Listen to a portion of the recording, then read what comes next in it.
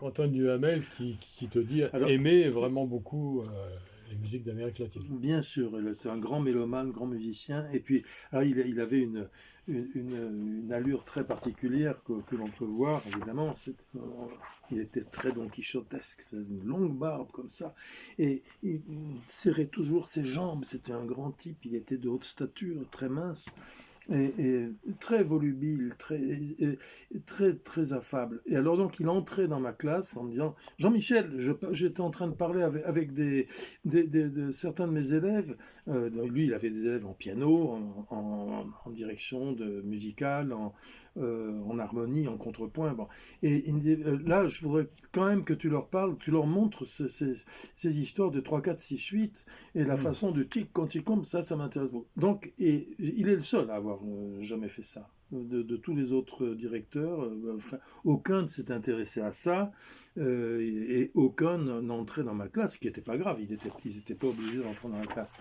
Ce qui fait que l'école est devenue municipale à l'avènement d'Antoine Duhamel, à son arrivée, mais elle n'a pas commencé d'exister avec Antoine Duhamel. Donc ça, c'était en 81. Il est arrivé en 81 et il est resté jusqu'en 80. C'était un contrat de 5 ans, normalement. Là, ça a été... il partageait avec un autre directeur de l'école qui s'appelle... Georges Escoffier, qui est un type formidable, avec lequel il y a eu, mais qui figure du reste dans le programme d'Eldorado, et qui est un type absolument remarquable sur le plan musical et humain. Et donc ils ont partagé, Georges et lui, la direction de l'école, direction artistique, direction comment dire, administrative, mais bon, c'était, il y avait une bonne ambiance. Mais ce qui s'est passé, c'est qu'Antoine Duhamel avait amené avec lui, de Paris ou d'ailleurs, il amenait des candidats professeurs. Donc, il apportait sa graine, il apportait c'est une sorte d'offrande, en fait. Ce qui veut dire que il existait déjà des professeurs dont je faisais modestement depuis 1 an partie à l'école municipale de Villeurbanne.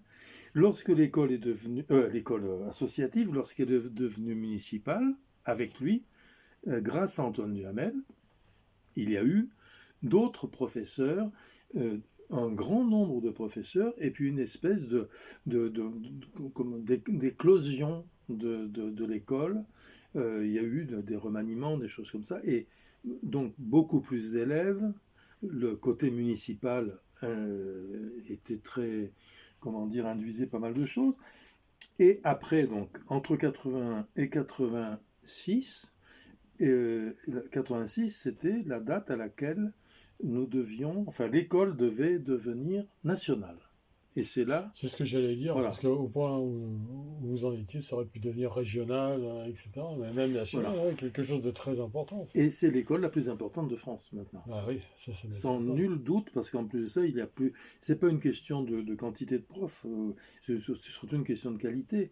J'y suis retourné il y a Voilà, quelques là, c'est temps, les deux. En plus. mais j'ai vu à peu près, j'ai retrouvé avec émotion, mais certains de mes anciens collègues, j'aime pas ce mot, mais enfin camarades de classe, professeurs, et maintenant, bon, l'école, je pense, compte autour de 100 à 120 professeurs. Et quant aux milliers de bon, c'est visible sur Internet. Oui, sur Donc Google. là, je ne veux pas dire de bêtises, mais il y a plusieurs milliers d'élèves dans cette école. Et c'est une école effectivement remarquable. Et c'est à cette faveur-là, donc Antoine Duhamel et Georges Escoffier m'ont dit, parce qu'il il y avait eu un autre directeur à partir de 1985 qui s'appelle Marc-Olivier Dupin, compositeur, donc, et qui a pris la suite d'Antoine Duhamel.